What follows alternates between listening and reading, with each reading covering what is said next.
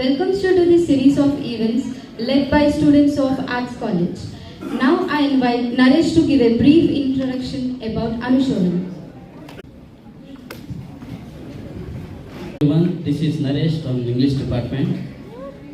Anushodhana event series led by Arts College students.